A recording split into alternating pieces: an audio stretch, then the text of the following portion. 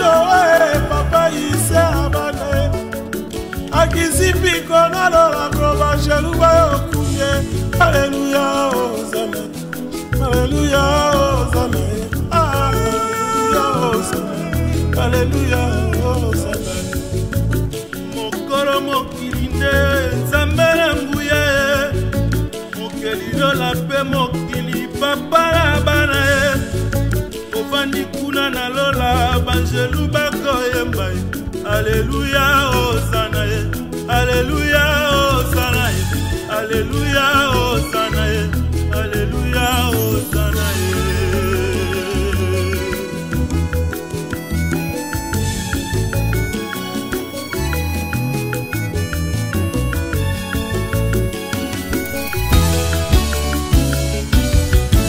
Bongo bao balobaka Yesu asalaka te bana kondima mukie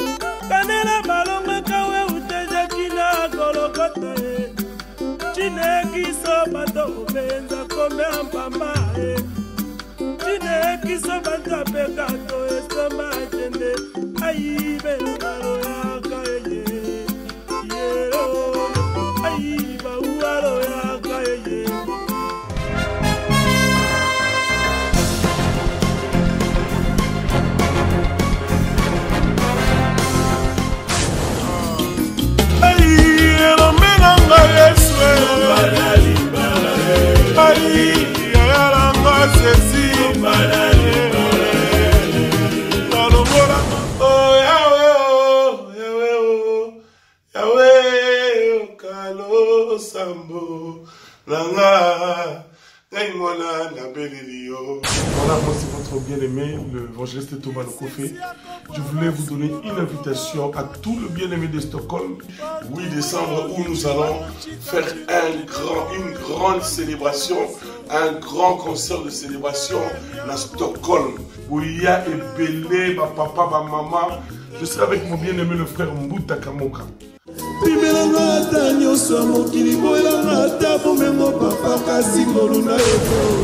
Tout ça à Stockholm le 8 décembre.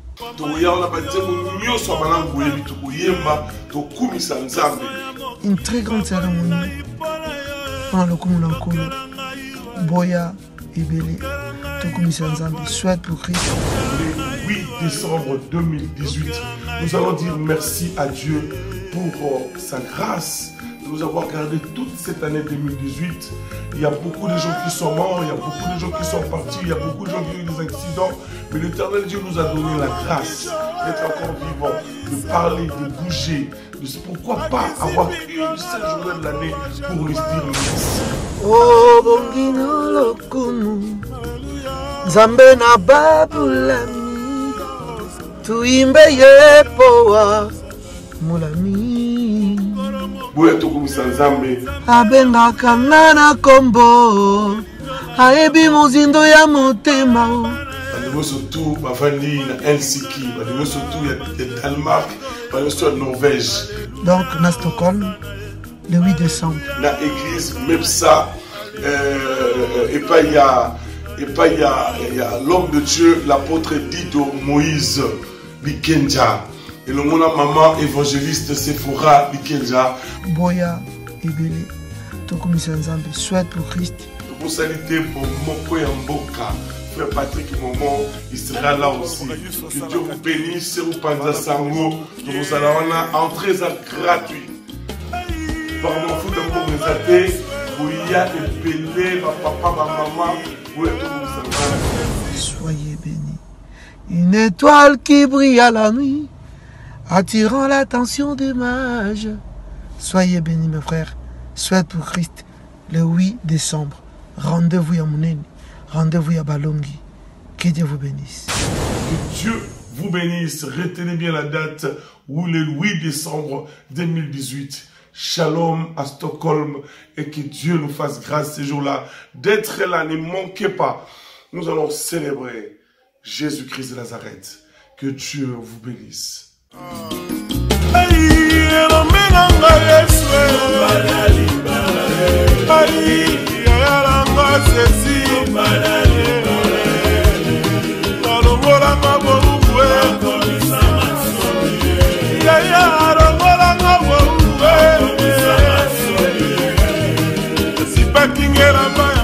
Oui, shalom, shalom, shalom naba eli nyonso oyo basepelaka na bonne nouvelle.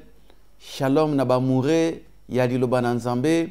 Shalom bipai nyonso bozwami lelo ezali lipamboli munene ko monate tozali kati na émission na biso Jésus-Christ notre médecin.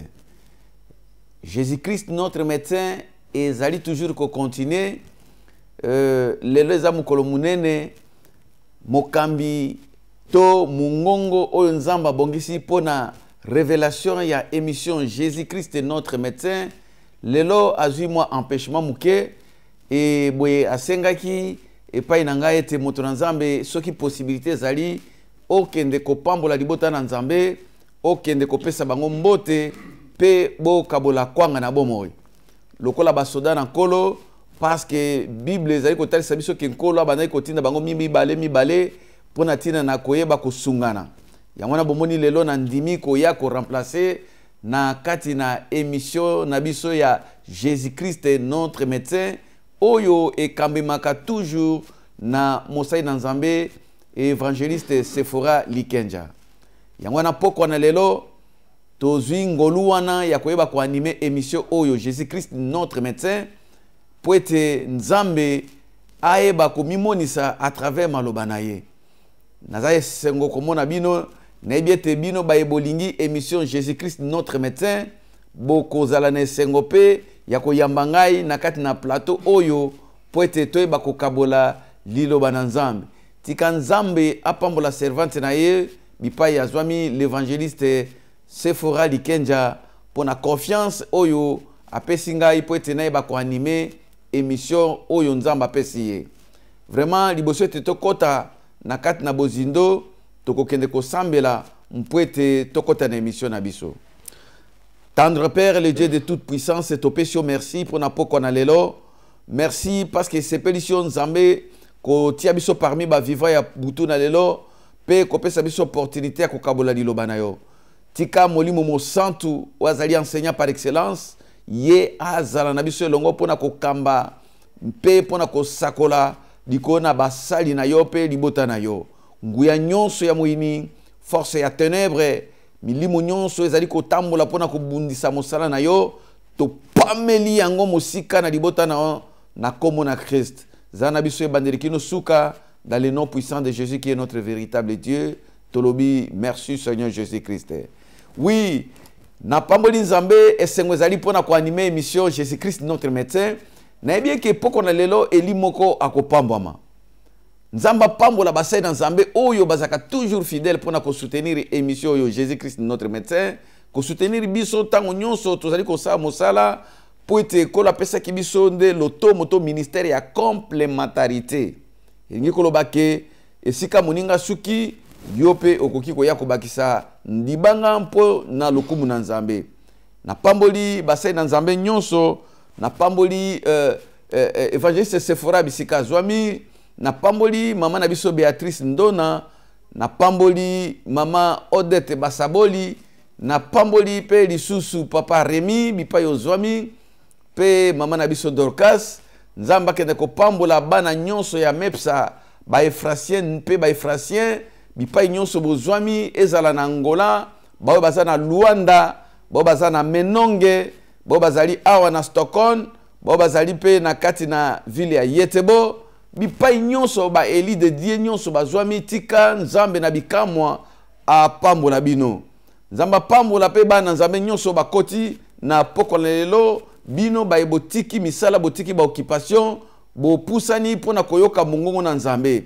Boye kotala mutute, boye koyoka mongongo na mutute, mais parce que boza sensible na so ya cronchette to ya ngonga ya mongongo na nzambe tikalola e kanisela bino poko na lelo nzambe apambola mabota na bino, nzambe apambola misala na bino. Lelo tokokende kokota na mama na biso ya likambo osema desséché. To teme na biso ezali osema desséché. Mikuwa bikauka. Mikuwa bikauka na lingala to na lopoto osema desséché. Bien-aimé, na bien que nkola sia sunga biso situ ba nyonso ba yebi likambo na nzambe basi ba yoka ba to na nzambe bele ko sakola kote ya pona tia na mikuwa oyo ekauka. Mais lelo eza na révélation moko nzamba bongisi na suka mbula opona mopakola mimoko, eza na révélation moko spéciale o nzamba bongisi pona mwana nzambe moko, eza na révélation moko très spéciale o nzambe alingi kosala na yo mutozui libako ya kolanda biso butu na lelo. Bien-aimé, la Bible nous dit que Dieu parle tantôt d'une manière et tantôt d'une autre. Nzamba zana ba langage ebele oyo alobaka nango na nzela na basto. Et Bible dit qu'il parle tantôt d'une manière tantôt d'une autre, mais on y prend pour garde. C'est-à-dire que tant nzamba alobaka to tiaka kokeba te. Nzamba koki koloba na ba parabole. Nzambe pe koki koloba na masese. Nzamba koki koloba pe na nzela na basali na eto na basakoli. Nzamba koki koloba pe na nzela na ba situation songolo oyo muto azali na révélation ako comprendre que oza langage ya nzambe. Yango na komona ke na kati na Bible Christ mokonzi na biso abandaki pe kosolola to kosolola na ba yekoli na ye na ba parabole to na masese. Bongo komona na kati na ba parabole oyo ba réalité ezaki na kati to ba mystère moko ebombama oyo ezalaki na kati esengelaki moto kozana bonya pour comprendre le langage ya nzambe kati na ba parabole. Et na kati na texte na biso oyo na mokanda na Ézéchiel chapitre 37 verset 1 jusqu'au verset 17 kuna tokokende komona mystère munene na butu na lelo oyo nzambe abongisi pona ba élu na ye. Bipai wapi nzamba alingi kopesa message pona mutu moko na poko na lelo. Bipai wapi nzamba azali kopesa message codé mpwete mokolo message na butu na lelo aleka na kopambwama. Bibelobi ke prédication to sangmana muna Kristu ezali liboma pona ba oyo bazali kokende kobeba. Mais pona tiena na biso bana nzambe yango ezali nguya pe ezali lipamboli. Ba bazali ko comprendre langage na nzambe te. Tango bakoyoka ba langage codé na nzambe moye ba comprendre yango ezali te. Et awa tozali komona ke nzamba lingi ko révéler biso mystère moko ya puissance ya maloba na ye. Nzamba lingi ko révéler biso puissance ya nguya ya bisakoli. Nzamba lingi ko révéler biso puissance to nguya ya kati ya maloba oyo ye apakolaka na bibebu ya bato oyo ye atindi. Parce que na kati ya maloba na nzambe kuna tokomona ke nguya nde ezalaka kuna. Kati na maloba na nzambe nde tokokuta lipamboli. Na kati na maloba na nzambe nde tokozwa solution na ba problème na biso. Na kati ya maloba na nzambe tokozwa ba réponse na ba question ebele oyo biso tozali ko se poser pe tokoka kozwa biyano te. Na kati ya maloba na nzambe nzambe azali kofungola bato miso mpepe babika nkembo na ye. Yangwana na butu na lelo nzambe azali ko utiliser basali na ye. Pe akobi toujours ko utiliser basali na ye lokola ba instrument bipai wapi akotia maloba po abanda ko exécuter to kokokisa maloba oyo ye azali koloba à travers basakoli. Yango la Bible ezali ko talisa biso ke je confirme la parole de mes serviteurs et j'accomplis ce que prédit mes envoyés. Nzamba azali koloba ki akokisaka maloba na basali na ye mpe asalaka oyo batindami na ye basakolaka. Bien aimé, oyo nyonso moto nzamba ko sakola pona tina na yo yeba ke nzambe akozala obligé ya kokokisa mpo ete nzambe ye moko moto apesi bato na ye nguya to pe lotomo bazala munoko na ye liboso na peuple. Butu na lelo bien-aimé nzambe akoki kopona biso eke tozala pe munoko na ye pona kokata likambo na yo. Nzambe akoki kopakola biso elingi koloba te ke toleki bato nyonso mais ça seulement ngolu to grâce o nzambe azalaka kopesa na bato akoki kopona pe yo moto za koyoka ngai pe alati munoko na yo okomi important pe okomi mosali bipai wapi nzambe akobanda ko transmettre maloba pona libota na ye. Yango wana poko na lelo esengeli yo moto zali kolanda ngai ofungola litoi na yo o comprendre ke nzambe alingi koloba nini pona tina na yo. Alors bato ebele bazana kati ya empire bazana kati ya maboko ya satana. Bato ebele bazali komitungisa, bato ebele bazali komiposer ba question po ete satana akangi bango mingi bazali komituna me ndenge nini likambo na ngai banda kala esila kate boni likambo na ngai kino lelo naza kozwa réponse te pona nini nazali kosambela nazali komona loboko na nzambe te bo nzambe azalaka te bo nzambe atiki ngai bo nyonso na vi na ngai na kosala ezali kosimba te. Yoka bien-aimé eloko moko ezali koleka nalinga keke to tanga nano mokana na nzambe na Ézéchiel chapitre 37 bongo totala nini kolo abombeli biso wana. Ézéchiel chapitre 37 elobi na biso boye na premier verset tokokita malembe. La main de l'Éternel fit sur moi et l'Éternel me transporta en esprit et me déposant dans les lieux d'une vallée remplie d'ossements. Il me fit passer auprès d'eux tout autour et voici ils étaient fort nombreux à la surface de la vallée et ils étaient complètement secs. Il me dit, fils de l'homme, ces os pourront-ils revivre? J'ai répondu, Seigneur éternel, tu le sais. Il me dit, prophétise sur ces os et dis-leur, ossements desséchés, écoutez la parole de l'Éternel. Ainsi parle l'Éternel, le Seigneur l'Éternel, à ces os. Voici, je vais faire entrer en vous un esprit, et vous vivrez. Je vous donnerai des nerfs, je vous ferai croître sur vous de la chair, je vous couvrirai de peau, je mettrai en vous un esprit, et vous vivrez. Et vous saurez que je suis l'Éternel. Bien-aimé, to suki dans wana verset 6. Nzambe ndenge na uti koloba azalaka toujours ko solola na bana nae à travers basali na etope basakoli. Pe nzambe mbala mingi azalaka ko pesa biso ba message na ba parabole, na ba circonstance, na ba vision, tope na ba songe. Mais awa nzambe ndenge ko pesa biso message to révélation boko linga fungola biso mystère ma bomba mimoko à travers situation moko boy. Nzambe a créé situation moko pour que atalisa nguya ya liloba na epe munene ya bonzambe na biso. Bien-aimé, abengi mosakoli Jérémie, Ézéchiel plutôt, azali ko tinda ye na kati na vallée to na lubwaku. Atindi ye na kati na vallée, bipai wapi eloko ezalaki te. Bipai wapi bomo ezalaki te. Bipai wapi bato bazalaki te. Mais prophète tango bazali ko tinda ye na kati na vallée, azalaki ko comprendre te nini nkolo alingi koloba na ye. Bible lobi ke nzamba tindi ye, alobi ke kota na se na lubwaku. Bien-aimé, abandi ko kende. Mosakoli akomi na kati na lubwaku, abime nini nkolo alingi ko talisanga. Abine pusana muke na liboso. Tango mosakoli apusani, abandi ko muna mikuwa oyo ezalaki na kati na lubwaku wana. Il me fit passer auprès d'eux. Yoka eloko nzambe azali kotalisa. Bible lobi que l'Éternel les transporta en esprit et me déposa dans le milieu d'une vallée remplie d'ossements. Nzamba memie na bisika moko oyo etondi na mikuwa oyo bomoi ezalaki te. Oyo eloko moko te ezali ko bouger. Mais nzamba memi mosakoli rempli d'ossements. Pe kuna nzamba lekisi albi ke menka koleka pembeni na yango. Tango mosakoli atali mikuwa oyo amoni ke mikuwa ezalaki ebele na bato. Ezalaki mikuwa ya pamba décomposé.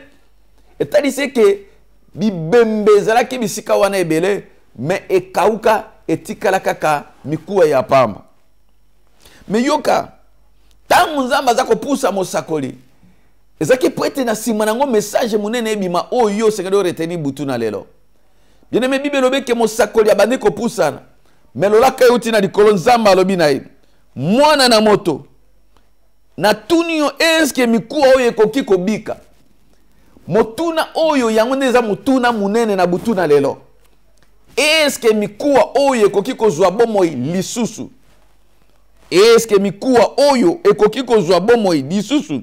Il me dit, fils de l'homme, ces os pourront-ils revivre? Ce qui bazali koloba dikamona ko revivre elingi koloba ke mikuwa ezalaka na vie liboso ekufi nde baza kutuna soki ekoki lisusu kozwa bomoi soki ekoki lisusu ko revivre soki ekoki lisusu kozonga na eta na yango oyo ezalaki liboso.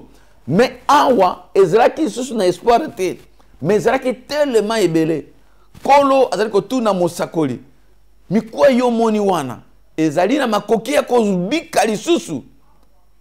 Bien aimé, question oyo peut-être yo po koki komi poser yango pona tina na vie na yo. Soki totali vie na yo ozalaki moto passé na yo tokotala ko bandaki ko exceller mingi obandaki ko prospérer mingi ozalaki ko fuluka mingi ozalaki na mapamboli na nkolo nyonso bandaki ko sala ezali ko reçu bisika nyonso bandaki ko nyata makolo nzamba bandaki ko pesa yo bokonzi na ba domaine nyonso ya vie yo bandaki ko reçu na kati na ndako kolia komela pe ko sepela na kati na ndako bana bazaki na santé na kati na libota yo na mobali bozaki na esengo na kati na ndako tout allait très bien mais du coup bon moyi elongwe difficulté ekoti pasi eyei oyo elongoli vie oyo ezalaki kati na liboso elongoli vie oyo ezalaki kati na libota elongoli esengo ezalaki kati na libota. Pourquoi? Parce que kufa ekotaki malade ekoti sécheresse ekoti kozanga ekoti koswana ekoti ba difficulté ekoti blocage na ba dimension nyonso okosala boyo badi ko tourner en rond eloko moko ezo simba lisusu te loboko ya satana eleki ndenge nayebisaki bino toujours ke molimo na kufa ntango akotaka alongolaka esengo kati na bato mpe akodétruire misala nyonso akodétruire physiquement akodétruire même spirituellement okomona même moto azalaki na bakabo na nzambe quand l'esprit de mort passe sur cette personne okomona ke badon spirituel ekufi ozalaki soki oza kosambela nzambe aza kofungola miso oza komona barévélation oza komona bavision soki olali na butu eloko avant ke esalema nzambe ifo atalisa yo. Mais il y a quelque chose qui se passe dans ta vie. Le boko a Satan eleki bomi biloko nyonso le boko a Satan ekoti na kati na libota na yo kufa ekoti pe désespoir total na kati na libota na yo. Bien aimé, si Satan le kaka désespoir ekotaka sécheresse ekotaka okomona ke sécheresse ko frapper na ba dimension nyonso moto azali na kati na pire ya diable sécheresse ko kotele na ba dimension nyonso ezala physique ezala social ezala spirituel et loko moko te koko kende liboso.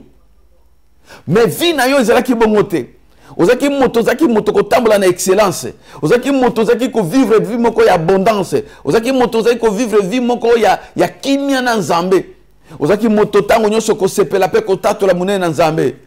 Mais sécheresse ekoti otikali mikuwa ya pamba na ba domaine nyonso otikali na kati ya solitude libala ekufi bafere ekufi malade ekoti ezosila te malade wana esilisi yo mbongo nyonso esilisi bakisi esilisi baprojet nyonso ozalaki na yango parce que la sécheresse ekoti et ezali image ya osement desséché c'est-à-dire que osement oyo ezali symbole ya vie ya bana na bato ba oyo bomoi ezali susu te kati na bango ba oyo makambo ezali susu komarche te ozali kaka kotambola nyonso ekomi cercle vicieux ozali kotourner en rond osimba mbongo boye lelo na poko esili okoki ko exceller ata na eloko moko te. La sécheresse frappe parce qu'il y a un esprit de mort ekoti kati na bato tala mbulu oyo mobimba ndenge nini yo tamboli na nzambe eloko moko te marché okosala neti yo meka liboso ozongi na sima kufa ekoti bato bayebaki yo soki batali bakamwe balobi boni ndeko ya komi boye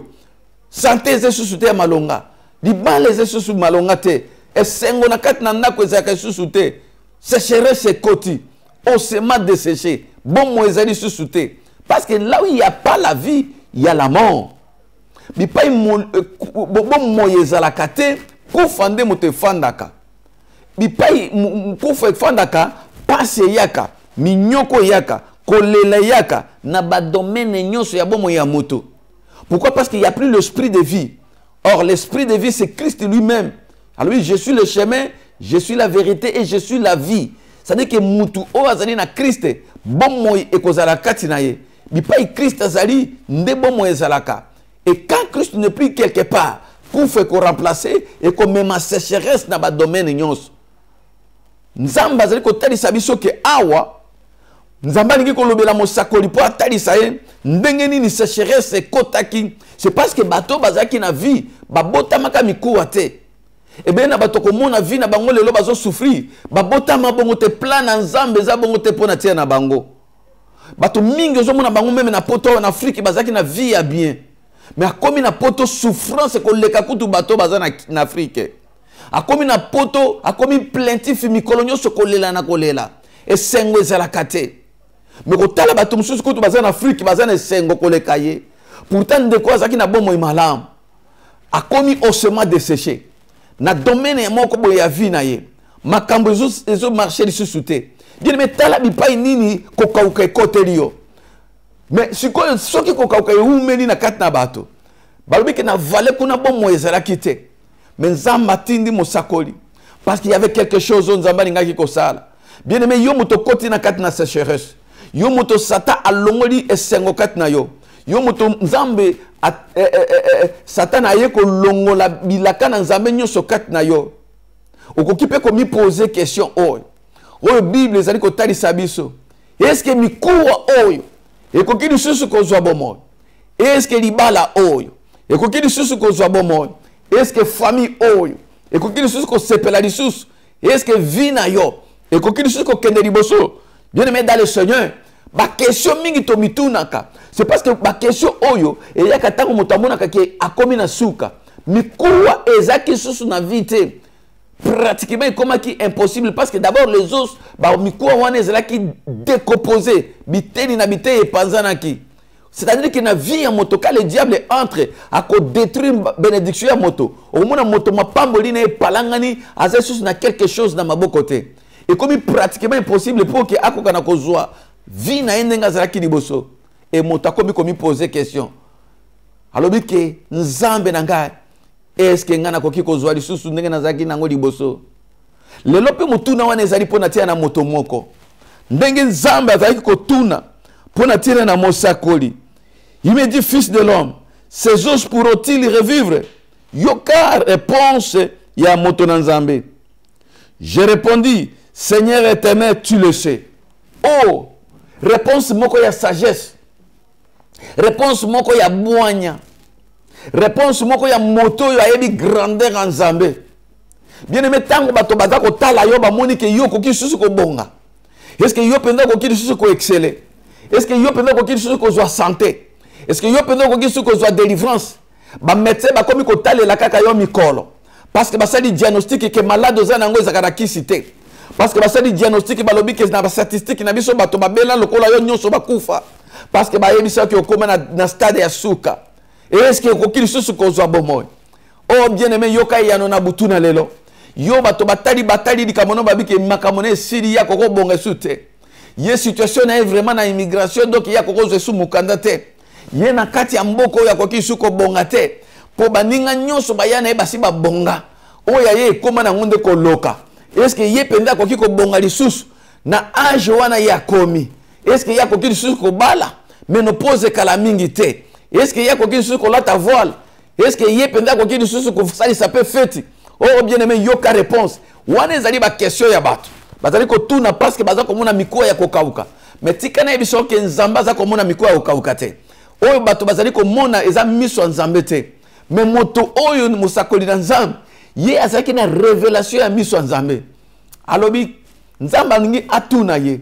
Alobi ke mikuwa oyo parce que bino bato ya mokili soki bomoni mutu akomi na dimension oyo et pas na bino bo signer ordonnance bolobi ke sili pona ye parce que akomi déjà miko parce que akomi déjà na suka mais nganza me nazali ko tuna yo mosakoli est-ce que miko oyo koki ko zwa bomoy bien aimé moto nzamba lobi na sepeli na réponse na ye. Na sepeli makasi. Je répondis, Seigneur éternel, tu le sais. Alléluia. Moto ayebi avenir ya moto ya moninga na mokili azalite. Moto ayebi futur na yo azalite. Moto ayebi destiné na yo azalite. Moto moko te akoki koloba ke esili mpo na tina na yo. Mete moko te akoki koloba ke esili mpo na tina na yo. Pendant que Nzambe mpo na tina na ye nano esili te. Bien aimé, ata bato balobi ke esili mpo na yo. Batali lolenge na bamoni osuma desséché. Batali libanda no bamoni mikuwa ya kopanzana. Batali libanda no bamoni solution moko te. Batali via famille no bamoni solution moko te babi esili mpo na tina na ye. Est-ce que ye akoki kosala lisusu likambo nini ya malonga? Bo bebisa mbongo na bino lisusu te. Po ete mbongo wana bokokunda na ye. Ye mpo na ye esili. Mais yoka moto Nzambe abi lokuta esili te. Yo Nzambe nde oyebi. Po oyo za komona eza ongana za komona te. Miso na ngai ezali komona mikuwa ya kokauka. Mais yo za komona bomoi. Yo zali komona élévation. Yo zali komona ndenge miso na ngai ezali komona te. Bien aimé na butu na lelo. Na ngina yebisa eli moko. Nzambe moto ayebi avenir na yo. Nzambe moto ayebi lobi na yo. Nzambe ayebi makambo nini koleka na libota na yo. Nzambe ayebi makambo nini koleka likona bana na yo. Nzambe ayebi likambo nini koleka pona tia na mobali na yo. Ata bata mokili bazali komona makambo kokauka. Baza komona ndako na yo ya kokauka. Ndako na yo misuni ezalaka te. Ndako na yo miliki ezalaka te. Ndako na yo lipamboli ezalaka te. Me yoka Nzambe ayebi lobi na yo. Na butu na lelo eloko moko ekosalema. Lobi na tongo bakokamwa. Bakomona loboko ya Nzambe pona tia na bomoi na yo. Oyo miso ya bato ebandaki komona. Yango ezalaki miso ya Nzambe te. Oyo makanisi ya bato ebandaki kokanisa. Yango ezalaki makanisi na Nzambe te. Le Seigneur c'est toi qui connais. Mosakoli abi yo kaka ne moto yebi. Oh bien-aimé dans le Seigneur. Kaka Nzambe moto yebaka venir a bato. Tika kochola moninga lelo po ozomona ya zotambola na makolo. Tika kochola moninga lelo po ozomona ya za locataire. Tika kochola moninga lelo po ozomona ya zangi mokanda. Tika kochola moninga lelo po omoni ya zana no célibataire. Hata kwa kokisi 40 ans, hata kwa kokisi 50 ans. Bien aimé libala na ekokimisa yo mboka. Parce que missionnaire ezali komona ya kokauka. Mais Nzambe yebi avenir à moi sur haut. Naningi na ye bana mama moko na poko na lelo. Yo moto zali kolela lela pona tina na libala. Naningi na ye biso ke sili na note. Bipai bato bamoni mikoda kokauka. Yeba ke Nzambe azali komona. Bipai bato baza komona ke sili na ministère na yo. Ministère na yo yebani te. Nzambe bongisi yo ministère a munen. Esika bato baza komona ke epai na yo loko ezali te. Église na yo ya kokauka. Kuna bato bazalaka te. Metika na biso ke fula bato ezali. Miso bato za komona ngote. Eza na tango Nzambe kotindela bato. Parce que Nzamba yebi bapate na ye. Ako benga moko na kombo. Ako vandisa bango pembeni na yo. A trouver yo kozali digne. Ozali véritable berger. Ako tinda bampate na ye pembeni na yo. Ata bato bazali komona sécheresse na kati na ba projet na yo. Mais Nzambe ye muto ayebi. Bien aimé mosakoli alobi. L'Éternel tu le sais. Yango na ngana mitungisaka te. Bien aimé ko mitungisa te pona lobi na yo. Lelo o bato baza komona. Eza o Nzamba za komona te. O bato baza ko kanisa pona tina na yo. Yango te Nzamba za ko kanisa. O bato bazali ko tatola pona tina na yo. Yango te makanisi na Nzamba. Ata na miso na biso. E monani ke sidi. Les ossements ekomi ya kokauka. Situation ekomi ya kokauka. Famille ekomi ya kokauka. Compte na banque na yo ekomi ya kokauka. Na digina yebisa moto moko. Ba chiffre kokota na numéro ya compte na yo. Eko leka attendement na yo. Eko bimisa yo mai na miso. Moto na Nzambe alobi ke Seigneur kaka yo moto yebi. Bien aimé kaka Nzambe moto ayebaka avenir na bato. Apparemment ils ont mona na lokolo za sur na lokote. Apparemment ils ont mona na lokolo kala esili po na famille na yo. Apparemment ils ont mona na lokolo couple wana bakoki ko se réconcilier lisusu te. Mais Nzamba yebi ndenga ko sangisa bino. Ata ko mobali akimaki, ata ko mwasi akimaki, le Seigneur sait. Ayebi comment ko sala ba mécanisme na ye pour te bozonga na harmonie. Ayebi ndenge ni na ko sangisa yo na libota na yo. Ayebi ndenge ni na ko benda mapamboli na yo. Moto moko te akoki ko tchola yo lelo parce que ayebi avenir na yo te. Komi tungisa te bien aimé. Ata ba bengi yo miko na ko kauka. Nangi na yebisa yo ke Nzamba zali komona yo ya ko kauka te. Miso na Nzambe za komona lokola miso ya bato te. Nzamba ningi ko pesa mutu moko leso na butu na lelo. Peut-être yo moko pozo ko mimona déjà mikuwa ya kokauka. Otali vi na yo biki non esili pona tine nanga depuis na koma na Europe. Badinga bazo tonga ba immeuble, badinga baza ko somba ba villa, ndenge nini ngai boy. Ozana no ya kokauka te bien aimé. Mukolo na yo ezako tongo na yo ezali kotana parce que nzamba yebi lobi na yo. La Bible dit moto nzamba zongisi oh mukolo na ngai. Je répondis, Seigneur éternel, tu le sais. Il me dit, prophétise sur ces os et dis-leur, haussez-moi desséché, écoutez la parole de l'Éternel. Ainsi parle le Seigneur l'Éternel à ces os. Voici, je vais faire entrer à vous un esprit et vous vivrez. Nzambalobi bon, lokola yo o comprendre que responsabilité à venir ya moto ezalakane na maboko na ngai. Lokola comprendre que nyonso ezande na maboko na ngai. Lokola yo comprendre que oyo bato bazali komona ezali ndenge nga nazali komona te. Siko nga nalingi kosala ndenge nga naza komona mikuwa oyo. Bien aimé yoka, nzamba za koyebisa mosakoli. Nalingi kosala eloko oyo yo moni parce que opesi nga responsabilité. Siko tikana la kisa yoke mikuwa oyo nga naza komona yango te ndenge bato mokili baza komona. Yango ba yeko boka yango na kati na vallée, yango ba yeko sundola. Oyebi bato mingi soko koti na sécheresse. Eloko liboso bato bako abandonner yo. Bato bako isolé yo. Soki na ndako na fufu ezalaka te. Soki na ndako na miliki ezalaka te. Soki na ndako na mwa misuni ya kokalinga ezalaka te. Oko yamba ba famille te. Oko yamba ba camarade te. Otikali na kati ya vallée. Eza pe na bato belé bazali ko traverser vallée mikolo o. Ya yamba ka ba visite te. Azoka kutu coup de téléphone te po ba yebi ke ku ne pa na ye sécheresse na sécheresse. Mukolo bako yoka kaka ke ozwi musala. Mukolo bako yoka kaka ke ozwi mobali. Mobali wana sala kana banque. Bien aimé na bato bazali ko benga te na mboko ko yoka bapel na bango. Moto azali toujours na intérêt. Mais mikuwa oyo ezalaki abandonné na voilé. Lokola yo poza abandonné. Lokola yo pozali déjà méprisé. Lokola yo pe bakipaka yo te parce que miso na bango e monaki sécheresse na kat na ndako na yo. Lobi nzamba ningi ko confondre bango parce que mbulo e ko sila te. Dieu va confondre batonyo so ba sundola ki yo na vallée. Batonyo so ba monaki yo tina te. Batonyo so ba monaki yo lokola loko pamba. Dieu va les confondre dans le nom de Jésus-Christ. Yo kana miniti oyo nzamba bi lokolo pesi nga responsabilité nga naza kosala ndenge naza komona likolo na mikuwa yo sakola kaka yo banda koloba parce que maloba na nzambe la Bible dit que maloba na ye eza ko ramener des choses qui n'existent pas à l'existence makambo ezala kite ezali kokoma à partir ya maloba na nzambe. Voilà pourquoi na création okomona ke tango nzamba ezali kosala il n'y avait rien ezaki na matière première mon côté. Nzamba bandaki ko se servir pour créer l'humanité. Dieu a créé toutes les choses par la puissance de sa parole. Il a amené des choses qui n'existent pas à l'existence par la puissance de la parole, par la puissance de la prophétie. La Bible dit que l'Éternel déclara que la lumière soit et la lumière fit. Alobi na munoko, maloba nzambe bimi na munoko, kempole bimampe pole ye.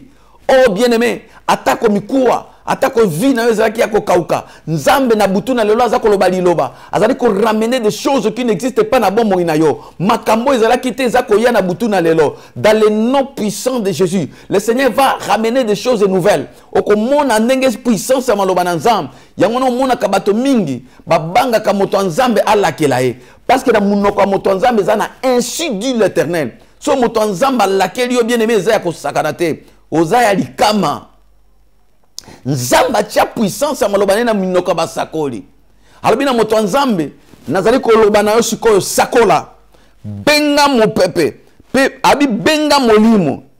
Prophétise ces os et dis-leur osema de sécher écoutez la parole de l'Éternel. Nzamba za koloba yo kane maloba na nzambe. Koyoka maloba bato mokili te koyoka maloba ya ba médecin te koyoka maloba ya bato bazali komona te ke sili pona yo koyoka maloba ya bato te bazali ko ba ke yo ko bonga te koyoka te makambo bato bazolo ba ke yo lokolo kokisi 45 ko bota te. Le Seigneur est merveilleux akoki ko pesa bana na 50 ans akoki ko pesa bana na 60 ans po ezana médecin moko te oyo asala ba au ville eza na médecin mon côté oya koki ko komisa moto stérile to pe koki ko botisa ye. Ce Dieu de toute puissance par la puissance de sa parole à côté ça qui zemi na libumu ya Marie ata kwa sangana ki na modalité, il est capable ya kopesa ma passa misato mine par la puissance de sa parole. Yangona ko yoka maloba na batote. Écoute la parole de l'Éternel. Yo moto za na sécheresse, butu na lelo, yo kali loba na Nzambe. Yo moto ba médecin ba condamné na mbeto. Toza na kati ya Jésus-Christ notre médecin. Yo moto ba condamné ba si ba signer ordonnance que famille ba so mesu ba kisite parce que tu mourras. Yo moto ba lobi na yo ke pona yo di bala ko simba lisusu te parce que mobali akufa. Yo moto ba pesa ki déjà ba pronostic que nyoso ya mabe. Na ngina yebi so butu na lelo. Écoutez la parole de l'Éternel. Di loba Nzambe kiti pona tina na yo, pona ko changer destinée na yo, pona ko benda biloko ezaki ko exister te banda ko ya na nzoto na yo na butu na lelo dans le nom puissant de Jésus-Christ. Nzamba lobi sakola benga molimo. Oh bien-aimé dans le Seigneur, molimo wana, c'est Dieu lui-même. Yoka, il me dit prophétise. Ainsi par l'Éternel à ces ossements. Voici, je vais faire venir entrer à vous un esprit et vous vivrez. Nako benga molimo, molimo tanga kokota kati na yo. C'est l'Esprit de Dieu qui ressuscite. C'est l'Esprit de Dieu qui ramène quelque chose en vie. L'Esprit de Dieu qui restaure. L'Esprit de Dieu qui réanime. L'Esprit de Dieu qui détruit tout ce que le diable a planté dans la vie de quelqu'un. Moli mon ensemble. Ce qu'on koti na kati na moto. Ce qu'on koti na kati na isika. Ce qu'on koti na kati na famille. Ce qu'on koti na isika nyoso kokota. Bipa ikufa ezalaki sur l'Esprit de Dieu descend. Ye ayaka comme ma bomboy. Na butu na lelo molimo nzamba kita likolo na yo ame ma vie bipai sata simbaki ame ma vie na kati na finance na yo ame ma vie na kati na libala na yo ame ma vie na kati na bafere na yo. L'Esprit de Dieu a kita na butu na lelo. Le Seigneur m'a envoyé comme il a envoyé ce serviteur alors que prophétise pour na ba elignons butu na lelo na ko sakola yo moto kufa elataki na nzoto pe na molimo yo moto kufa elataki na domaine nyonso social yo moto kufa elataki na kati na vie conjugale na ebite dimension nini na ebite bisika nini kufa ekotaki naza ko benga molimo na Nzambe akitela yo bipa yo zwami. L'Esprit de Dieu akita na ndako na yo a réanimer a pesa bomo na isika oyo kufa ezalaki. Moto Nzambe afandi koyoka Nzambe koloba benga molimo akota likona mikua pe mikua wana ekozwa vie. C'est l'Esprit de Dieu qui change toutes les choses. Et pas molimo na Nzamba kitaka ya yaka kopesa bomo bien-aimé na yebite bipai nini kufa fandi na bomo inayo butu na lelo dans le nom de Jésus. L'Esprit de l'Éternel, l'Esprit de Dieu vivant, l'Esprit de grand Yahweh et quitte la yo biska ovandi ce qui kufa vana kine na libal komi pembeni ya kokabwana ba pesi bino ba conseil zo simbate butu na lelo. L'Esprit de l'Éternel ekita soko zana moto na kati na ndako oza ko banga ko bimisa ye parce que aza malade. L'Esprit de l'Éternel ekita bipai malade wana zwami ozana moto na kati na ndako ba médecin ba beke sili pona ye bolingaka soko kendene na hôpitalité dans le nom puissant de Jésus. Que l'Esprit de vie entre dans cette personne dans le nom de Jésus. Que l'Esprit de Dieu donne la vie parce que y a ce qui a quitté ata ko ezalaki mikuwa il faut ezwa bomoy bomoy elanda moto moko lelo bomoy elanda libota moko lelo bomoy elanda couple moko lelo bipai nyonso satana lekisa ki bom kufa bipai nyonso loboko satana simaki et memaki sécheresse na ba domaine nyonso et c'est la domaine ministériel lelo. L'Esprit de l'Éternel akita molimo na Nzambe akita pe abana ko pesa bomoy. Alléluia. Bien-aimé, moto Nzambe lokola ya comprendre que bon moya moto lobi na moto ezali ko dépendre kaka na Nzambe a hésité quitter abandi ko prophétiser. Bible dit que j'ai prophétisé selon l'ordre que j'avais reçu et comme je prophétisais il y eut un bruit et voici ce fut un mouvement et les eaux s'approchaient les uns des autres. J'ai regardé et voici leur vie, voici leur vin de nerfs, la chair crue et la peau ont couvert par-dessus, mais il n'y avait point en eux l'esprit. Alléluia. Yoka Bible dit que Moussakoli bi tango na bandi ko sakola bruit moko bandi ko salema Oh bien-aimé, bipai silence ezalaki. Bruit. Bruit ya résurrection. Naza koyoka bruit ya résurrection na ndako na yo. Naza koyoka bruit ya lipamboli na ndako na yo. Naza koyoka lokito ya élévation na yo. Bien-aimé, tango liloba nzambe molimo na nzamba kitaka. Lokito ininganaka. Il y a un bruit qui se fait entendre na Stockholm. Il y a un bruit à réveil na Stockholm. Il y a un bruit agité. Parce qu'il y a un bruit à résurrection à Stockholm. Il y a un bruit à résurrection à Suède. Il y a un bruit à résurrection en Europe. Il y a un bruit.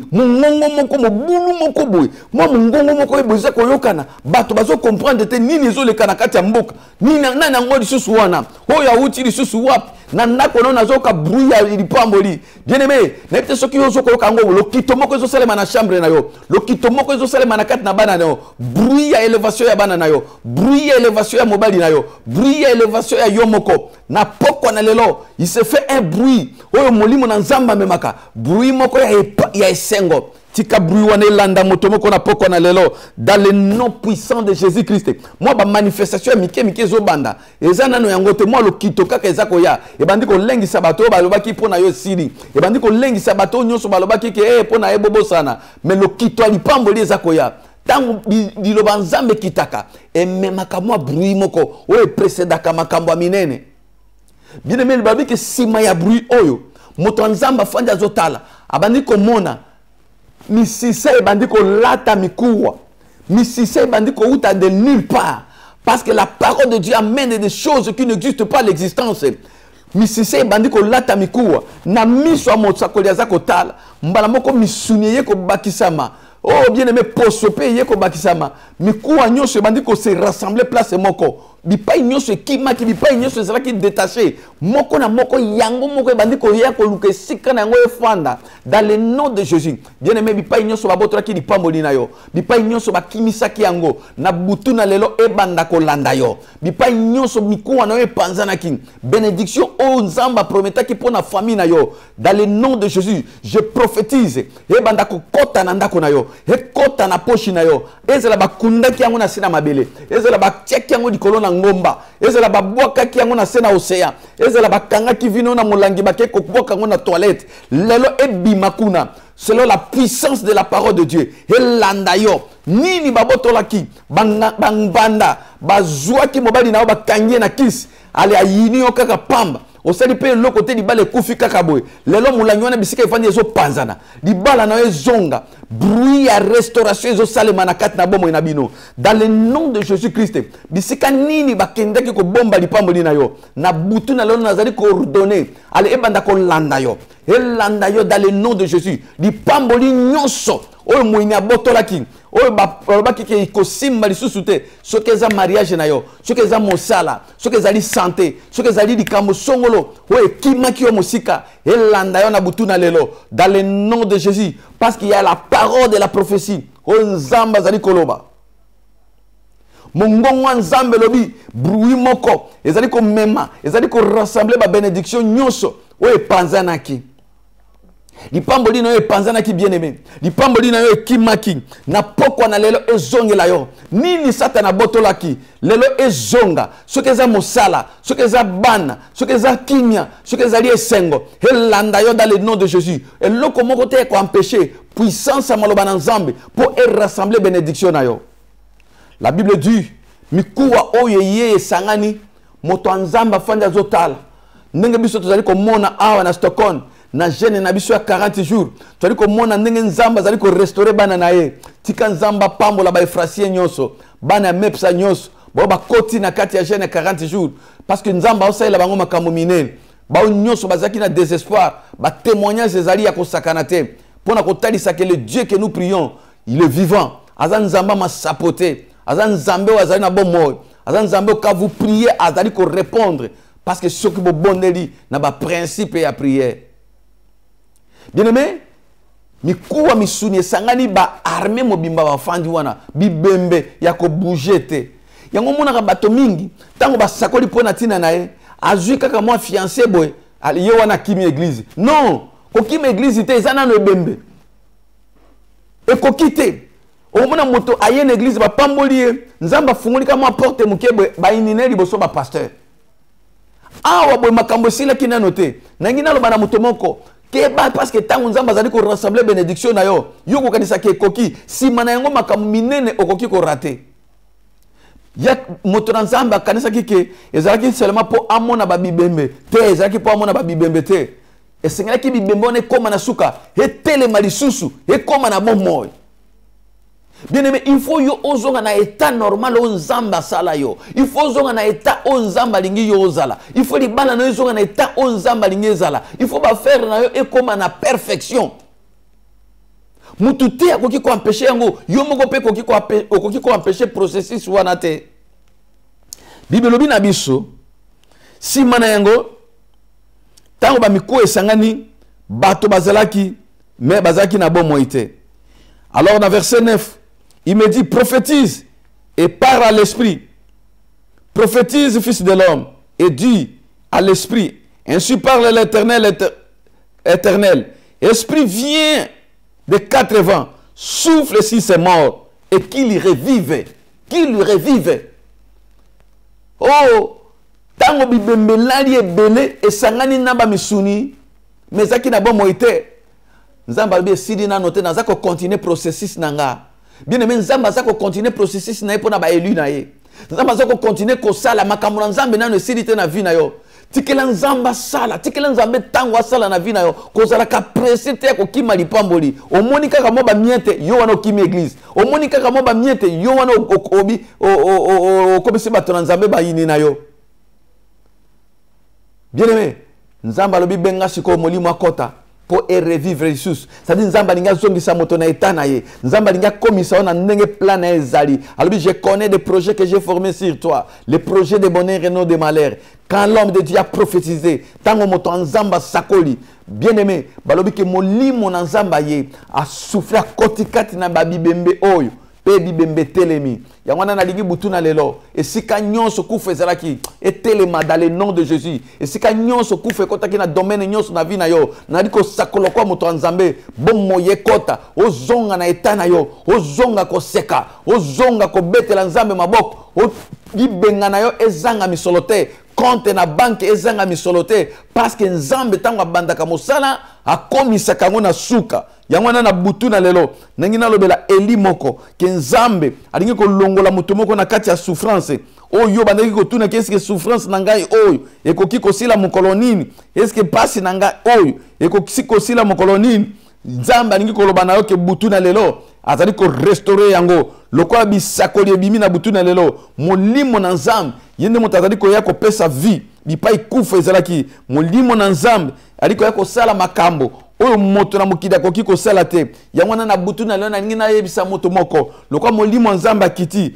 yo reçoit zwa bombo ina kat na ndako dayo reçoit la vie reçoit la bénédiction reçoit la restauration reçoit la joie de Dieu parce que molimo nzambe azali na kat na ndako na butu na lelo yo moto za désespéré olali na mbeto ozoko tuna soki oko fete ndenge nini mais nzamba linga telemisa yo oko fete na baninga na kati église oko fete na biso na kati ya célébration oko lala na mbeto te molimo ya guérison akita bipa yo zwami na mbeto na yo soko ozali kokoka ko telema te soki ba kluwaki yo na satan okomi osement desséché nangi koyebisa oke lelo molimo nzamba simba yo pour que le 8 décembre to célébrer longo au tato la que Yesu est véritable Dieu. Oh bien-aimé dans le Seigneur, il y a un miracle ce soir na kati ya bomo ina mutumoko. Bikamo nzambe za lelo na kati ya bomo ina mutumoko. Bikamo nzambe esalemaka na puissance ya maloba na nzambe. Esalemaka na kati ya liloba na nzambe na minoko batinda mina ye. Tango nzamba zali ko pakola basakoli pe basakoli bazali ko loba de la part de l'Éternel moto nzamba poni moto nzamba tindi soko lobi di kambo ko utepa na nzamba nzamba zalaka sima po asala exactement yangwana na butuna lelo nani ko bela nguya na nzambe ekita bipa yo zwami ekita kolongola loboko satana na kati ya ndako na yo ekita kolongola loboko satana dikona bana na yo ekita kolongola loboko satana dikona ba projet na yo dikona ba voyage na yo dikona ba makamo nyonso oyo zali ko sala loboko satana elongwa butuna lelo mikuwa ezwa bomoi nalobi mikuwa ezwa bomoi situation na yo ezwa bomoi bikamo na nzambe ebila yo le 8 décembre au sepela ata ozwami na Paris ata ozwami na France ata ozwami na Belgique ata ozwami na Melbourne ata ozwami na Chicago to ozabi pa nyonso na 4 coins du monde na mois de décembre okumisa nzambe parce que molimo nzambe ali ko restaurer partout le boko neza mokusete po ete akoka kopesa yo bomoi puissance et restauration ezali ko kota na kati ya famille na yo nzamba azali ko restaurer famille na yo nzamba azali ko restaurer ba frère na yo nzamba azali ko restaurer situation sanitaire na yo nzamba azali ko restaurer vie sociale na yo nzamba azali ko restaurer yango par le puissant nom de Jésus-Christ.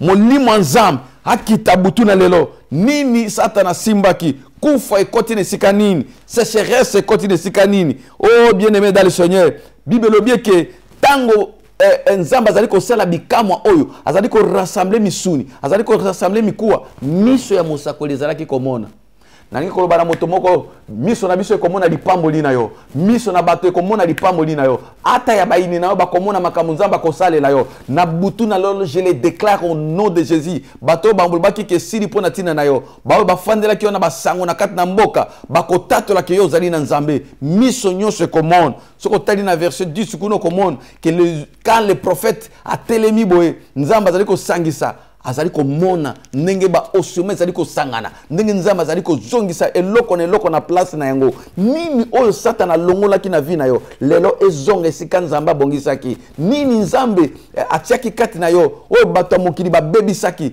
lelo butu ya lelo nzamba zongisa yango na kombo na Christ Yesu.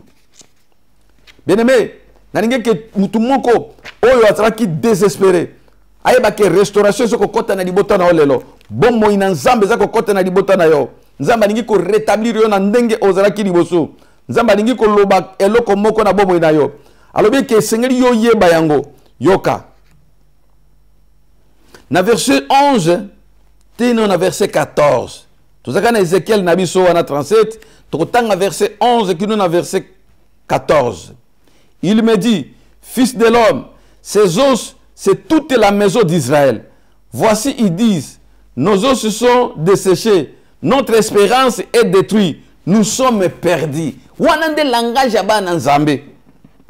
Bato bazolo bake espérance siringai, elike siringa naza perdu, elike zali susute, otali makambo zole kanavi na yo, elike zali susute, oyoki makambo bato bazako loba na cité, elike longwe kati na yo, otali ndenge bato bazako chola yo, parce que bazo mone so eloko malonga kati na yo te, elike esili, nzamba lobi ke mikuwa oyo, eza mikuwa te, eza nde peuple nanga. Peuple nanga tango bamona ka makambo zo marché te bango mutu balobaka ba makambo aboye que espoir esili oh bien-aimé espoir esila yo te parce que miso na nzambe ezali ko mona ndenge bato mokili bazo mona te bango bazali koloba balobi que notre espérance est détruite nous sommes perdus verset 12 prophétise donc et dis-leur ainsi par l'Éternel le Seigneur voici j'ouvrirai vos sépulcres.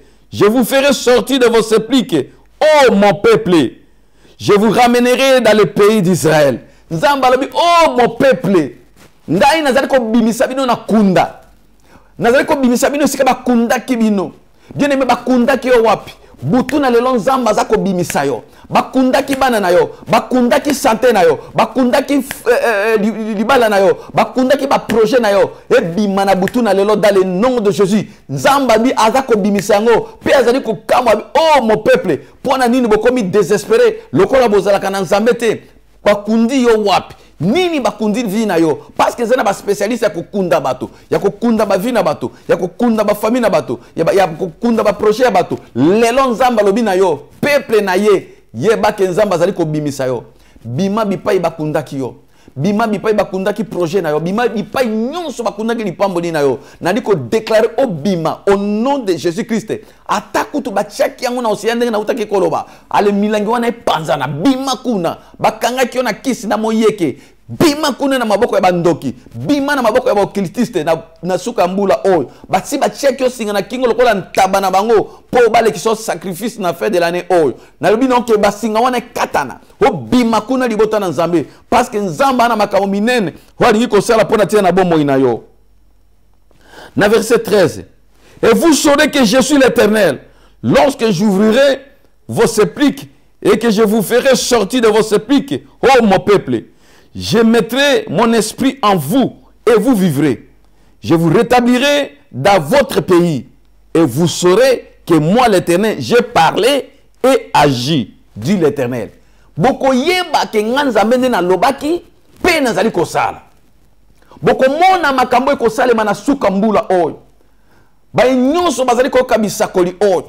Miso na yo komona okoyeba ke Nzamba lobaki pona tina na yo pe azali alobi kaka te mais il agit aussi. C'est-à-dire quand Dieu parle il agit. Il accomplit sa parole. Asalaka oyo azali koloba. Tika Nzambe agir selon maloba na na butu na lelo. Agir na bomo inayo. Habimisa na seplike. Habimisa na kunda. Habimisa libala na kunda. Habimisa famille na kunda. Habimisa bana na kunda. Habimisa ba frère no bipai ba kundaki. Ata bakangaki yango na basinga. Lelo Nzamba bimisa yango dans le nom de Jésus. Peu importe moto ya kangaki yo, peu importe bandoki bangango basanganaki, bako comprendre tenengo ko s'échapper na maboko na bango, bango moko bako remplacer et vous saurez Nzamba boko yeba que c'est Dieu qui a parlé et c'est Dieu qui agit. Tika Nzamba agir na via moto moko na butu na lelo, tika Nzamba bimisa yo bipa yo fandaki, ozaki ko lela osema desséché, butu na lelo, la main de l'Éternel n'est pas trop courte pour sauver et son oreille n'est pas tordue pour attendre que la main puissante de Dieu agisse maintenant dans ta vie. Le bon qu'on a mouillé dans Nzamba et agit. Alors vous saurez que c'est l'Éternel qui a parlé et agit. Notre Dieu agit. Azali ko sala kino lelo. Bien aimé, Nzambe obiso tuza ko sambela. Nzambe ya ba sapote. Kino butu na lelo azali ko sala. Asala na bomo ina mosakoli moko. Asala likolo na bomo ya moto moko. Nini ekufa king. Kufa zena bo konzite liboso na Nzambe. Nzambe na biso abanga kakufa te. Nzambe na biso mulimo na Nzambe ezali ko na mulimo na kufa. Tokotanga mokana na Romains chapitre 8. Romains chapitre 8 le verset 11. Nzamba pambola elimoko. Nzamba pambola elimoko. Romains chapitre 8 le verset 11. Je lis au nom de Jésus-Christ. Yoka. Et si l'esprit de celui qui a ressuscité Jésus d'entre les morts habite à vous, celui qui a ressuscité Christ d'entre les morts rendra aussi la vie à vos corps mortels par son esprit qui habite en vous. Alléluia. Je ne sais pas si vous comprenez ça. N'êtes-ce pas besoin de comprendre ma camboy. N'engina reprendre l'iloba oyo. Passage oyo.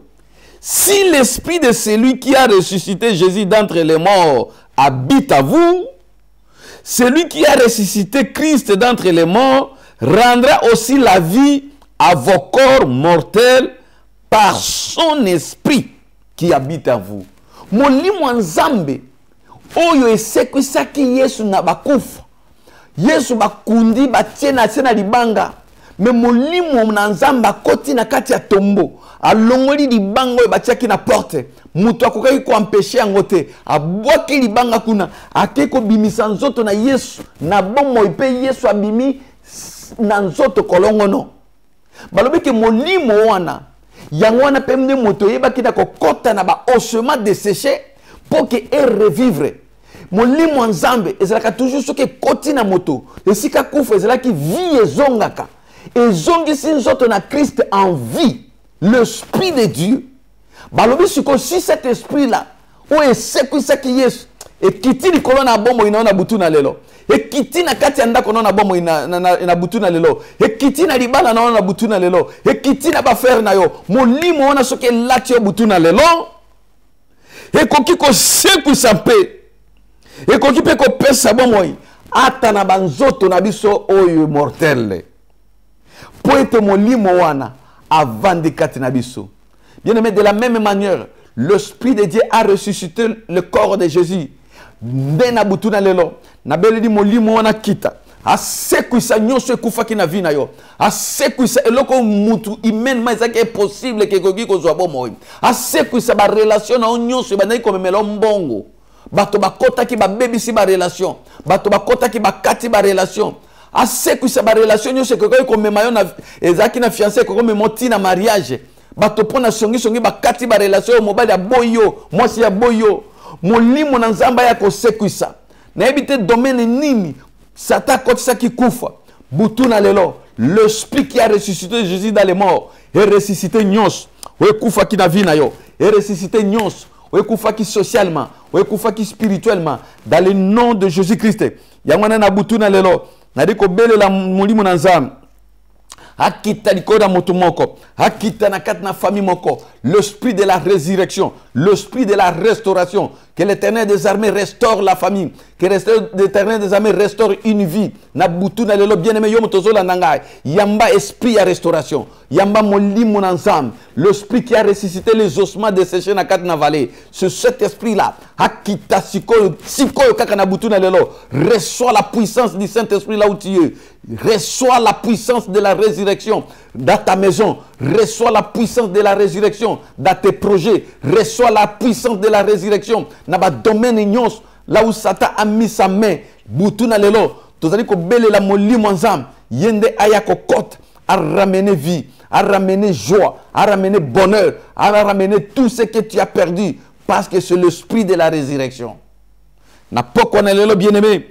Nangina lobana mutu moko zala motone sengo parce que miso na nzambe ezali ko mono lokola bato ya mokilité zala motone sengo parce que na suka mbula oy nzambe alingi ko restaurer yo ba nyonso bazwami na Stockholm bien aimé ko landa mutute yaka dimanche na 14 na église mepsa toko bondela toko sambela nzambe pona tina na yo bisika nyonso kufa ezalaki okomona loboko nzambe soko ozali pembeni ozana Uppsala ozali na no shopping. Vous allez dans chef de, vous allez dans la ville nyonso pembe na Stockholm.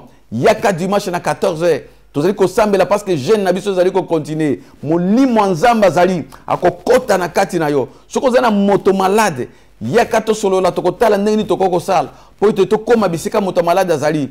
To mama loboko, esprit de vie ekota. Oko tato la que il y a un Dieu dans les cieux et que nzamba zali no nzana na basakoli. Butuna lelo bipai nyonso bandeko bazwa misoko za malade tika molimo na nzamba kita na ndako na yo soko lali na mbeto za kolanda ngai molimo na nzamba kita oya sekwisa ki Kristo kati na bakufi asimba makolo na yo asimba maboko asimba mukongo asimba litoi asimba miso asimba libumu na ebite bipai nyonso Satana chaki kufa na beleli molimo ya résurrection akota sikoyo abanda ko sala mosala opération oyo ba médecin mokili ba ko sala te. Yangwana évangéliste Sephora lobaka Jésus-Christ notre médecin, le grand médecin par excellence. Azali kat na biso butu na lelo, akita banda ko restaurer ndako na yo, na domaine ya finance, na compte na ya banque, au mona misolo. Nzamba fungola misala na yo, afungola ba projet na yo, l'esprit de la résurrection, et banda ko ressusciter nyos, oye kufa ki na poko na lelo. Dans le nom puissant de Jésus, esprit à résurrection, et zongisa, et loko moko na place, na bomo inayo. Pete yo tatola ke ozana nzambe na solo. Bien-aimé nzambe azali na kati na biso na poko na lelo.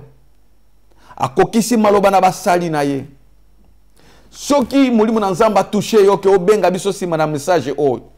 Numéro na biso ezali ko tambola wana na bomoko ya mboka. Okobenga biso tokosambela ozala na mboka nini tokosambela pona yo.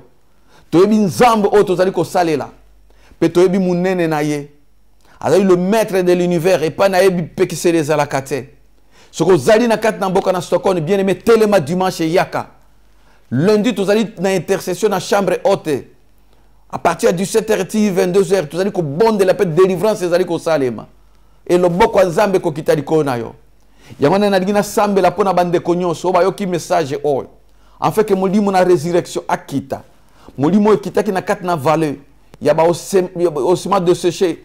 Pour être pesengo bomoy molimo wana kita likolo na yo na ningi ko sambela bien aimé bipa ezwami disposer motema na yo et ko dépendre na niveau ya foi na yo ndengo za ko ndimela liloba oy nzambe na bikamu bibelobi ke Israël na kat na ba passe na bango ba belela ke pai na yo otinda ki liloba mpe liloba ebiki saki yo monganga na minganga ozali médecin koleka ba médecin ya mokili. Et l'autre côté, le kinguya na yo. Olobi ke nyos toko senga na kombo na Yesu toko mone ko salema. Butu na lelos mulimo na yo akita. na kati na mabota akita na kati na bandeko o nyonso balandi liloba na butuna lelo molimo ya résurrection o asekwisa ki Christ kati na bakufi asekwisa nyonso ekufaki kati na bandeko kati na bana na yo asekwisa nyonso Satana abomaki na bomoi na bato na yo dans le nom de Jésus. Parce que yo talisi biso kati na liloba na ke mikuwa oyo ezali nde peuple na yo ya Israël bo bazali découragé bo bazali dessus bo bafandi na solitude nzambo restaurer bango zongisa esengo zongisa kimia zongisa mapamboli babetelo maboko batatola ke ozali nzambe nkolo oyo tokoki kosenga te yo yebi kokisa yango na bomoi na bana na yo dans le nom de Jésus qui est notre véritable Dieu tolobi gloire et louange à toi Seigneur Jésus. Nzambe aleka na kopambola bino apambola eli nyonso oyo alandi biso na poko na lelo vraiment nzambe na bikamwa nzambe na bisekwa apambola basakoli nyonso oyo bazwami na kati na na émission oyo nzambe na bikamwa apambola baoyo bazali ko soutenir biso nali kopambola basali na nzambe Docteur Esaïe Saïf pe na pamboli mama na biso mosakoli mente na pamboli ndeko na biso Béatrice Ndona na pamboli mama Clara Marcousson na pamboli bana nyonso ya Mepsa na pamboli papa Rémi un frasier qui n'a pas de fraude pe mama na biso Dorcas tika nzambe na bikamwa nzambe na Israël apambola mwana nga Sylvie bwana nzambe akete kopambola ba femme engagée nzambe aleka na kopambola pe bandeko na biso nyonso mama na ngai Béatrice Njoli Makambo nzambe akete kopambola ba nyonso bazali ko soutenir biso basali na nzambe nyonso bakoti nzambe aleka na kopambola ser na biso Sylvie Mat nzambe aleka na kopambola ba nyonso bazali kokota nzambe apambola mama Odette Basaboli nzambe aleka na kopambola mwana na ngai Sylvina Eteboro pe chéri na yo Jean Paul nzambe apambola ser na biso Caroline Landu nzambe aleka na kopambola mama na biso Tanita Yalolo nzambe apambola mama na biso Gloire si nzambe aleka na kopambola ba nyonso naza komona bakombo te nzambe asala makambo akokamwa na libota na ye vraiment butu na lelo za butu ya lipamboli bandeko baza tellement mingi parce que tango na biso ekomi na suka na lobi ke nzambe akanisela moko na moko pe asekwisa oyo eyebaki na kokangama tobosani te moto na nzambe munene papa na biso bomoko mboka papa momo digital nzambe aleka na kopambola mpona mosala munene za kosala na nzela na yo ebele na milimo bana na bato na mokili baza kopambwama nzamba pambola mama na biso Pauline pe bana na biso bomoko mboka toujours esika wapi mongongo na nzambe ezali kopalanga na mokili mobimba soki bomoko mboka te wapi lisusu bomoko nde bonzambe bomoko nde lipamboli bomoko nde nguya na molimo santu nzamba pambola site na biso bomoko ya mboka yango wana nalingaki kokanisela pe nyonso bazalaki na biso na intercession pe na jeune koloba ke jeune na biso ezali ko continuer toujours nzamba kanisela bino bao bazali na jeune bao baza mosika eza bao baza na Portugal France et partout Espagne Angola nzambe akokisa semaine na biso toujours ya ba demande ezali ko continuer jusqu'à dimanche oyo tukosilisa eteni oyo pe tokoti na eteni mususu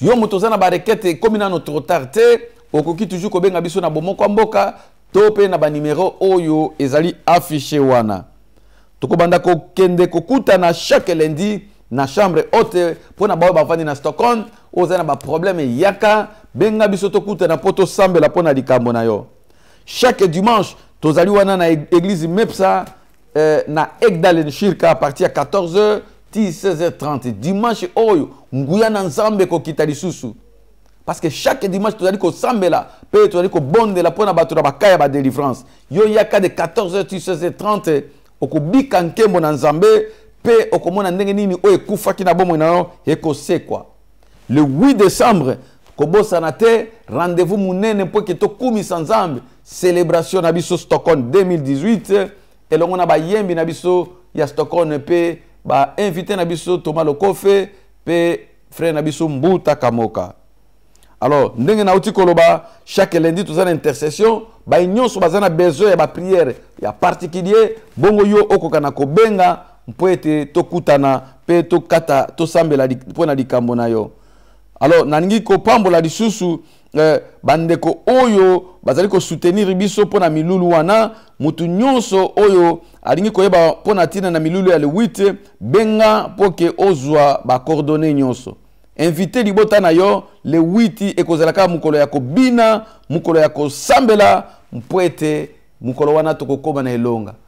Na bosani te mama na biso Micheline Nzambe apambolo la puissante servante de Dieu et musala munene ozali kosala ekende liboso. Tika nkolo Nzambe na bikamu apambola bino butuna lelo bongo biso tokokuta na lisusu na émission ya le temps d'Isali pe mama Sephora évangéliste Sephora ya kozongela ngwende na ye na émission Jésus-Christ notre médecin. Na pamboli chéri na ngai sika zwami, merci pour la confiance mama na sali mosala oyo tindaki lola ebomba yo pe libota na mobimba. Nyonso pona lukumu na Nzambe. Na kombo na Yesu tokutani mercredi prochain. Bye bye.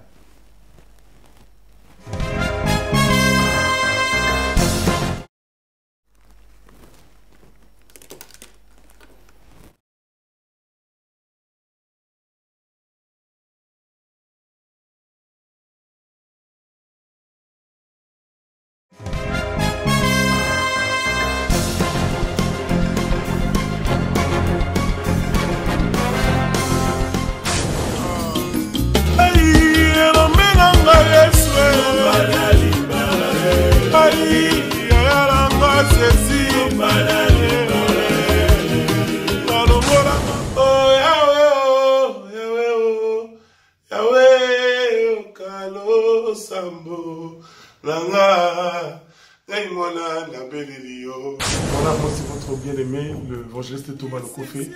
Je voulais vous donner une invitation à tout le bien-aimé de Stockholm. 8 décembre, où nous allons faire une grande célébration, un grand concert de célébration à Stockholm. Où il y a Ebélé, ma papa, ma maman. Je serai avec mon bien-aimé le frère Mbuta Kamoka.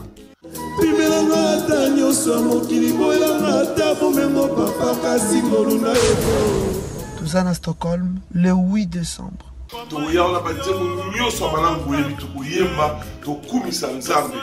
Une très grande cérémonie dans le Kumunankolo, Boya et Belé. Souhaite pour Christ. Le 8 décembre 2018, nous allons dire merci à Dieu pour sa grâce de nous avoir gardé toute cette année 2018. Il y a beaucoup de gens qui sont morts, il y a beaucoup de gens qui sont partis, il y a beaucoup de gens qui ont eu des accidents. Mais l'Éternel Dieu nous a donné la grâce d'être encore vivants, de parler, de bouger. Pourquoi pas avoir une seule journée de l'année pour lui dire merci.